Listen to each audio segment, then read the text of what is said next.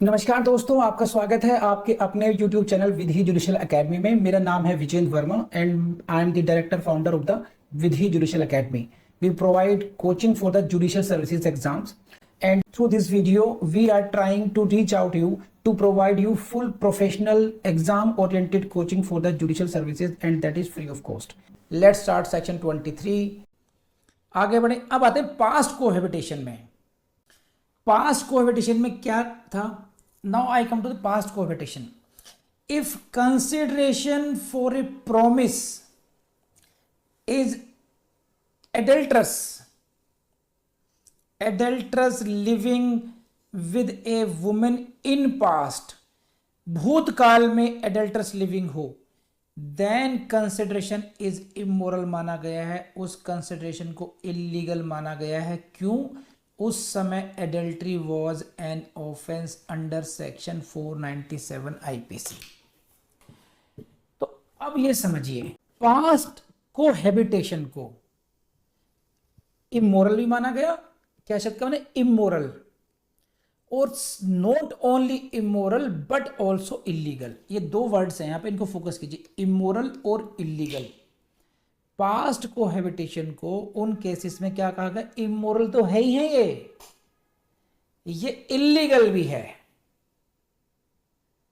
जैसे मान लीजिए जानवी मैडम घर पे बैठी हुई हैं, इनके पापा जी आए और इनकी मम्मी ने शिकायत लगाना शुरू करा कि ये जिद्दी तो हो ही गई, झूठी भी होती जा रही है। जिद्दी, झूठी, दो अलग अलग ट्रेट हो गए, राइट। इसी तरीके से adulterous living with a women was not only immoral but also illegal. Immoral तो इसलिए हुआ कि नॉर्म्स कहते हैं कि इनको प्रमोट नहीं करना चाहिए, ये चीजें अनैतिक हैं, इमोरल हुआ। इलीगल इसलिए because it was an offence. 497 इसको डायरेक्टली प्रोहिबिट कर रहा था। Adultery, right, adultery is an offence, उस समय की बात कर रहे हैं, इसको इसलिए कहा गया इलीगल। अब आज की डेट में क्या हो सकता है? क्योंकि अब 497 ऑफेंस नहीं है, because adultery is no more an offence, तो इलीगल नहीं होगा but still it will be immoral. Still it will be immoral. Immoral आज भी समझा गया जाएगा, कल भी समझा जाता था। तो इलीगल वाला टैग हट जाएगा, इमोरल वाला रहेगा। आई बिलीव कि समझ में आ गई होगी बात आपको। अब देखो, मैं इसमें कुछ केस लॉज लेकर आऊँगा मैं इनको और समझने के लिए, कि कुछ केस लॉज हैं जिनको आप वेरी इंपॉर्टेंट केस लॉज कह सकते हैं, और वहाँ से हम समझने की कोशिश करेंगे कि, और फिर हम लास्ट में कंक्लूजन पर आएंगे कि करना क्या है। ठीक है, तो एडल्ट्री वाले कॉन्सेप्ट पर अब आप लोग कंफ्यूज मत होना। एडल्ट्री अब क्योंकि ऑफेंस नहीं है तो इलीगल नहीं माने जाएंगे ऐसे एग्रीमेंट, लेकिन उनको इमोरल आज भी माना जाएगा। Got it? Now please go to the case law. एक केस है, बहुत फेमस केस है, नाम से क्वेश्चन पूछा जाता है। नारायणी, देखो नाम देखो कैसा है, नारायणी। ये कौन से मोहन है? मोहन, प्यारे, प्यारे मोहन। नारायणी वर्सेस प्यारे मोहन। ऐसे आप नाम याद हो जाते होंगे आप लोगों को, मैं कोशिश करता हूँ यही हो जाए। नारायणी सेना, ध्यान है, नारायणी, प्यारे मोहन। तो नारायणी कौन है? Narayani was a married women, ये एक विवाहिता स्त्री थी। Lived as mistress with Gopal Lal. देखो, नारायणी गोपाल लाल के साथ रहती थी। कैसे रहती थी? As a mistress. मिस्ट्रेस समझते हैं, not as his wife but like his wife. पत्नी के रूप में नहीं, पर पत्नी के जैसे रहती थी। ठीक है, कब तक रही? 10 to 11 years before the latest death. जब तक गोपाल लाल स्वर्ग सिधारे तब तक उनके साथ ये रहीं, एज ए मिस्ट्रेस रहीं। और इसीलिए गोपाल लाल ने क्या कहा? Made a gift of a house to Narayani. एक घर इनके नाम पर गिफ्ट कर दिया गया। These are the facts of Narayani versus Pyare Mohan. इसको समझिए। ये कौन सा केस है? नारायणी वर्सेस प्यारे मोहन। क्या हुआ? नारायणी कौन है? Narayani is a married woman, ये एक विवाहिता स्त्री हैं। कहाँ रहती थी? ये रहती थी गोपाल लाल के साथ। गोपाल लाल के साथ किस रिलेशनशिप में रहती थी? एज ए मिस्ट्रेस रहती थी। कितने साल तक रही? 10 से 11 साल तक रही। कब कब पीछा छूटा? जब गोपाल लाल मर गया। लेकिन गोपाल लाल मरने से पहले इस लेडी को एक दान देकर गया, एक गिफ्ट करके गया, और वो था एक घर। You got it? नहीं बताइए। अब जब गोपाल लाल चले गए, जब उनकी डेथ हो गई, तो एंट्री होती है उनकी बिटिया के बेटे की, उनकी बहन के बेटे की, यानी कि भांजे की, और भांजे का नाम है प्यारे मोहन। तो गोपाल लाल ऊपर, प्यारे लाल इन। घर पर कब्जा किसका? भांजे का। भांजे का नाम क्या है? Pyare Mohan. Pyare Mohan started living in that house. So Gopal Lal की डेथ हुई, प्यारे मोहन की एंट्री हुई, और उसने क्या कहा? Madam Narayani, get out, I will not give you this house to you. मैं घर खाली नहीं करूंगा आपके लिए, ये मेरे मामा का घर है। तुम कौन होती हो? किस हक से मान रही हो तुम? ठीक। अब हुआ झगड़ा, जाएंगे court. He refuse to vacate the said house and put his claim to the same, कि अपना दावा कि मेरा है, मुझे मेरा घर है भी है। प्यारे मोहन ने क्या कहा? Contention was that the gift to Narayani was void, जो नारायणी को गिफ्ट किया गया है वो वॉइड था, as the object was to pay the past cohabitation, past cohabitation was to pay her for past cohabitation which was immoral। समझे क्या है ये?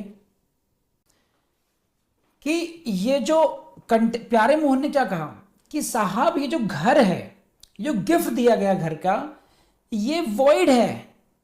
क्यों वॉइड है? गिफ्ट क्यों दी गई इसको? नारायणी देवी को गिफ्ट क्यों करी मेरे मामा ने? क्योंकि ये साथ में मिस्ट्रेस के रूप में रही, यानी कि this is the case of past cohabitation, और past cohabitation is an immoral purpose. Immoral purpose की वजह से, purpose is what? Immoral, which was immoral, past cohabitation, it was to pay to her for past cohabitation, this was immoral and therefore void। Narayan ने कहा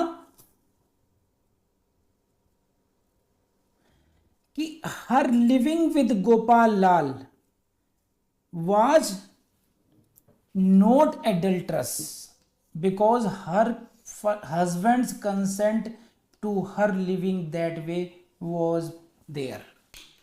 court ने कहा, court की अपनी observation है कि देखो नारायणी वहां रही साथ में, लेकिन इसके ऐसा दिखता है कि इसके फैक्ट्स को देख करके कि हो ना हो इसके पति की भी कंसेंट थी कि नारायणी साथ में रहे। और अगर नारायणी के पति की ही कंसेंट है तो ये ऑफेंस ऑफ एडल्ट्री तो हुआ ही नहीं है। तो एक तो इसको एडल्ट्रस नहीं कह सकते आप। देखिए, Narayani was a married women, her living with Gopal Lal, her living with Gopal Lal was not considered to be adulterous, उसको एडल्ट्रस नहीं माना गया। क्यों? क्योंकि her husband's consent was possibly there, कि उसके पति की सहमति थी वहां पर। ये तो gift, object of the gift was not considered unlawful.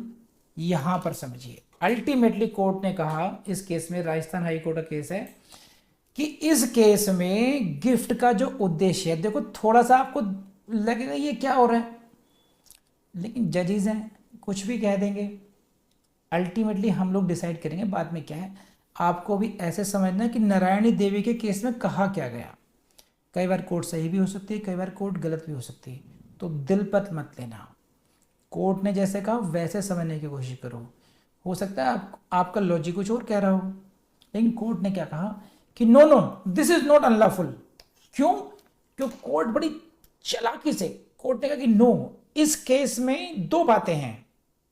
देखिए क्या बातें हैं। Number 1, Narayani is cohabitation with Gopal Lal. एक तो नारायणी गोपाल लाल के साथ में रही है। Number 2, also her services during her stay with her. और दूसरा, नारायणी ने उनकी सेवा की है। एक तो हुआ कोहैबिटेशन, साथ में रह रही हैं। नंबर 2, व्हाट अबाउट जो सेवा की है गोपाल लाल की। गोपाल लाल का सुबह शाम खाना बनाया होगा, कपड़े धोए होंगे, घर संवारा होगा, वो सर्विसेज भी तो हैं।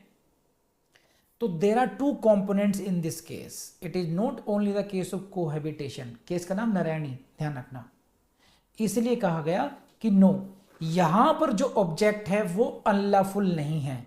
यहां पर जो ऑब्जेक्ट है वो अनलॉफुल नहीं माना जा सकता।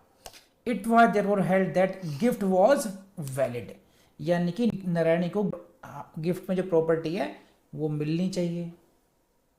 तो ये किसने डिसाइड किया? हाई कोर्ट के सिंगल जज ने डिसाइड किया। किसके खिलाफ गया ये केस? का नाम क्या था? देखो, केस का नाम क्या है? नारायणी वर्सेस प्यारे मोहन। नारायणी गई कोर्ट में, नारायणी के फेवर में हुआ। अब प्यारे मोहन, आपको लगता है मकान छोड़ेगा आसानी से? आपको लगता है हाथ में आया मकान छोड़ेगा प्यारे मोहन? नहीं छोड़ेगा। इसलिए प्यारे मोहन साहब गए अपील में। अब ये डिसीजन था सिंगल जज का, इसलिए प्यारे मोहन ने क्या किया? Against this decision of single जज, प्यारे Mohan applied for the special appeal in the division bench of the Rajasthan high court. Rajasthan high court की डिवीजन बेंच ने भी अपील को डिसमिस कर दिया। प्यारे Mohan approach where? Pyare Mohan approach division bench of the Rajasthan high court special appeal में, बट डिवीजन बेंच ने कहा कि no, your appeal is dismissed.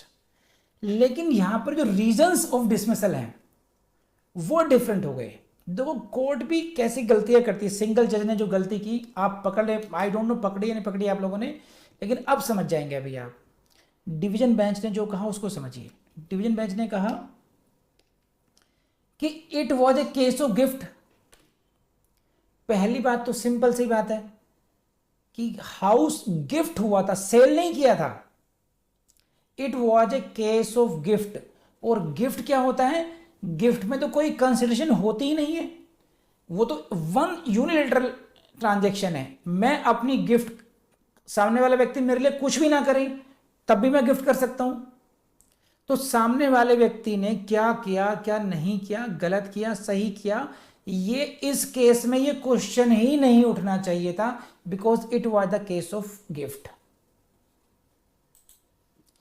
Transfer without consideration. Gift is a transfer without consideration. The question of consideration does not arise in this case.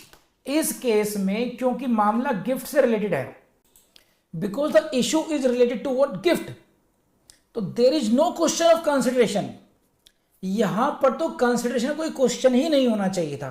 Please let me know आपको ये point समझ में आया नहीं आया। Hurry up everyone. सेकेंडली क्या कह रहे उन्हें कि दी मोटिव, देखिए इसमें आप, motive in this case was to compensate Narayani. और आगे बात करते हैं। इन्होंने कहा कि इस केस में डिवीजन बेंच ने कहा कि इस केस में जो गिफ्ट दी गई है, गिफ्ट का आप ऑब्जेक्टिव और कंसिडरेशन नहीं है उसमें देखिए मोटिव क्या है। In this case motive of the gift is to compensate. Compensate करना था नारायणी को। और नारायणी ने क्या किया था? नारायणी ने दो बातें की थी। अब यहीं से लॉ डेवलप होगा और यहीं से फिल्म से क्वेश्चन आएगा। For past cohabitation number 1, as well as for further services number 2। एक था पास्ट कोहैबिटेशन, भूतकाल में सहवास, रहा जाना, साथ मिस्ट्रेस के साथ में रहना, मिस्ट्रेस के रूप में रहना, साथ रहना। और दूसरी बात क्या है, जो अदर सर्विसेज दी उसने, उस लेडी ने जो उसकी सेवा की, वो भी एक कंपोनेंट है। इसलिए ये दोनों ज्वाइंट हो गए यहां पर, पास्ट कोहैबिटेशन और फर्दर सर्विसेज। इसीलिए यहां पर सेक्शन 23 एप्लीकेबल नहीं होगा। Section 23 did not apply in this case and therefore gift was held to be valid in this case. हाँ या ना बताइए। तो this is the case of Narayani versus Pyare Mohan. समझ में आया केस आपको या नहीं? So in this case there was a past consideration के केस में क्या था, कोहैबिटेशन था। कोहैबिटेशन कैसा था, which is not adulterous. Past cohabitation यहां पर उस समय एडल्ट्रस नहीं था क्योंकि हस्बैंड की कंसेंट थी, और as a part of the consideration render some household services. तो past cohabitation plus household services by the lady, इसकी वजह से the gift made to her for such living as well as services has been held to be a valid one in the case of Narayani versus Pyare Mohan. तो जहां पर यहां पर जो ground बनी, जो गिफ्ट को वैलिड माना गया, वो इसलिए माना गया क्योंकि जो पास्ट कोहैबिटेशन है वो एडल्ट्रस नहीं था, एडल्ट्री में नहीं आ रहा था, वो ऑफेंस की कैटेगरी में नहीं आ रहा था, और साथ ही साथ उसमें अदर सर्विसेज का एलिमेंट था। तो अदर सर्विसेज के एलिमेंट प्लस होने की वजह से और एडल्ट्री की डेफिनेशन में नहीं आने की वजह से that gift was held to be a valid one. अब आगे बढ़ते हैं, देखिए छोटा सा और इस डिस्कशन में अगले पॉइंट क्या कहेंगे। तो बेसिकली नारायण देवी भी उन्होंने कहा कि past cohabitation in this case was merrily A motive and not the consideration और ऑब्जेक्ट ऑफ द गिफ्ट। कह रहे हैं जो पास्ट जो कोहैबिटेशन है ना, ये ऑब्जेक्ट और कंसिडरेशन की डेफिनेशन में नहीं आएगा, ये मोटिव है, ये गिफ्ट करने का कारण बना है। ये गिफ्ट करने का कारण बनना कि इसे कंपनसेट कर रहा हूं मैं, इसमें और कंसिडरेशन में अंतर है। इतना टेक्निकली आपको जाने की जरूरत भी नहीं है, इन शब्दों में घूमने की जरूरत नहीं है, जितना समझा है उतने समय से काम चला सकते हो, मेरे ख्याल से बहुत है ये। आगे बढ़ते हैं, देखिए अब और जो केसेस आए हैं, जो डिफरेंट केसेस पढ़ते हैं, उनकी समरी ये है आपके सामने स्क्रीन पर, और फिर मैं आपको बताता हूं एग्जैक्टली आपको कौन से पॉइंट को याद रखना है, फाइनल लॉ क्या होगा। In some of the cases promise to pay future illicit cohabitation has been held to be unlawful, but for past cohabitation it has been held valid। तो आप ये देखोगे जो पीछे के केसेस आएंगे, अगर केस लॉस को पढ़े हम सबको, तो सभी केसेस में फ्यूचर कोहैबिटेशन को तो हमेशा अनलॉफुल माना है, ये तो हमेशा ही अनलॉफुल रहा है। लेकिन पास्ट कोहैबिटेशन में कई बार उसको वैलिड भी माना गया है, but for the past cohabitation it has been held to be. तो promise to pay for future जो केसेस का रहा है, लेकिन जो कंसेंसस है ना, इसका उल्टा भी डिसाइड किया है। लेकिन अगर सभी का जो मेजर केस लॉस का सबका जो कंसेंसस है, जो लॉ डिसाइड करके निकलता है कि भी exactly what is the final law. Final law ये है जिसको आप रट करके आप फिल्म से क्वेश्चन करेंगे कि देखो इलिसिट कोहैबिटेशन अगर है, if the cohabitation was unlawful at one point, अगर कभी अनलॉफुल था, it can not become innocent merely because it has become past.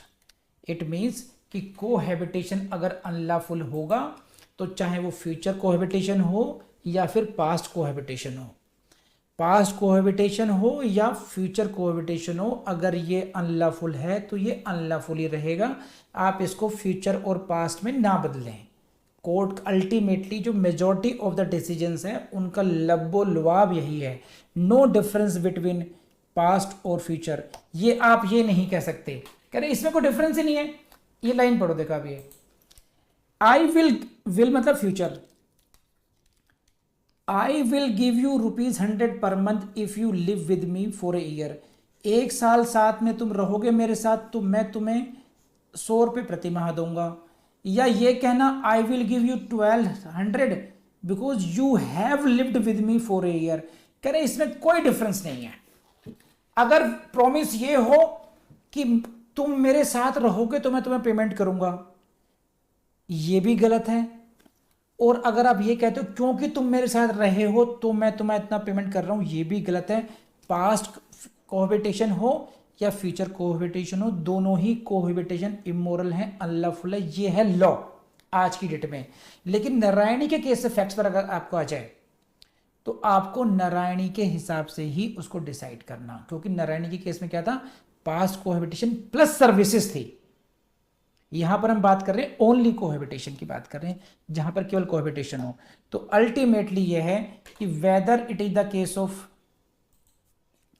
Past cohabitation और it is the case of future cohabitation, it is always unlawful whether it amounts to offence of adultery और not. Offence of adultery बनता है या नहीं बनता है, इससे फर्क नहीं पड़ता है। पास्ट हो फ्यूचर हो, ये हमेशा अनलॉफुल रहेगा। नारायणी के केस के फैक्ट्स अलग थे, क्योंकि वहां पर पास्ट कोहैबिटेशन के साथ में क्या क्या था, फर्दर सर्विसेज भी थी। उसने जो अन्य सेवाएं दी थी उसका लाभ उसको मिला था। बोलो हाँ या ना। एक केस हो रहा है मोनिका मुनियम्मल। क्या है ये Monika Muniyammal? The defendant executed a promissory note. ये कौन है? डिफेंडेंट हैं। इन्होंने प्लेंटिफ कौन है? एक मैरिड वुमेन है। तो डिफेंडेंट ने एक मैरिड वुमेन के फेवर में एक प्रोमिसरी नोट दिया।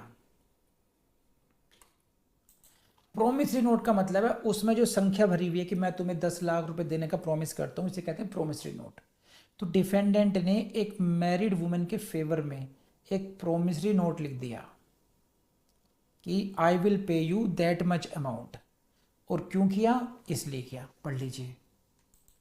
In consideration of her having had cohabitation with him. क्योंकि तुमने मेरे साथ कोहैबिट किया है, क्योंकि मेरे साथ तुम रही हो, यानी कि पास्ट कोहैबिटेशन, इसलिए मैं तुम्हें ये पैसे दूंगा। तो प्रोमिसरी नोट एग्जीक्यूट किया, क्यों किया? For the past cohabitation. और क्या हुआ इसमें? इसमें क्वेश्चन ये हुआ कोर्ट के सामने कि ये जो पास्ट कोहैबिटेशन है, whether past cohabitation could sustain a promise to pay. Past cohabitation क्या एक गुड कंसिडरेशन हो सकती है, गुड ऑब्जेक्ट हो सकता है? कोर्ट ने कहा कि ना ना ना, this is what illicit cohabitation. समझे? It is oppose to law, it can not sustain a promise to law और it can not be a valid consideration. Therefore इस प्रकार के केसेस में अलाउड नहीं किया जाएगा। ये इमोरल है, ये अनलॉफुल है, ये इसलिए वॉइड है। समझे? तो प्लेंटिव्स क्लेम वॉज रिजेक्टेड, एनफोर्स नहीं करा पाई, लेडी को उतने पैसे नहीं मिल पाए। तो this was the case of Monika Muniyammal. तो मैंने पूरी कोशिश की है कि आपको कॉन्ट्रैक्ट एक्ट के आप बादशाह बन जाइए, बस अच्छे तरीके से, कोई पॉइंट ऐसा छूटना नहीं चाहिए। डिटेल्ड में आपको नोट्स बना दिए मैंने, नोट्सों को मैंने आपको पूरे हाईलाइट कर दिया है, बोल्ड कर दिया है, ब्रेक कर दिया है। Everything is with you now, इससे बाहर कुछ भी नहीं करना आप लोगों ने। तो जैसे जैसे मैंने कराया है उसको आप उतने तरीके से ढंग से पढ़ के समझ के याद करने की कोशिश कर लीजिए बस। यू विल बी द जज in the very first time, I am telling you. Okay, ठीक है। ये वीडियो आपने देखा, उम्मीद आपको पसंद आया होगा। आपने लाइक भी किया होगा, कमेंट भी किया होगा और शेयर भी करेंगे। आज मैं आपको एक टिप और देता हूँ यहाँ पर, ये कि आपको रिवीजन कैसे करना चाहिए। देखिए, रिवीजन के लिए आपको एक्स्ट्रा टाइम तो देना वो तो करते ही करते हैं, लेकिन मैं आपको टिप देता हूँ। आपको जो आपका ट्रेवलिंग टाइम है, जो आपका खाने का टाइम है, जो वेटिंग टाइम है, उसमें थोड़ा थोड़ा रिवीजन करना शुरू कीजिए। आप देखेंगे आपका बहुत टाइम बचेगा, इसमें बहुत टाइम बचेगा और आप बहुत फास्ट लर्निंग कर पाएंगे। Thank you very much.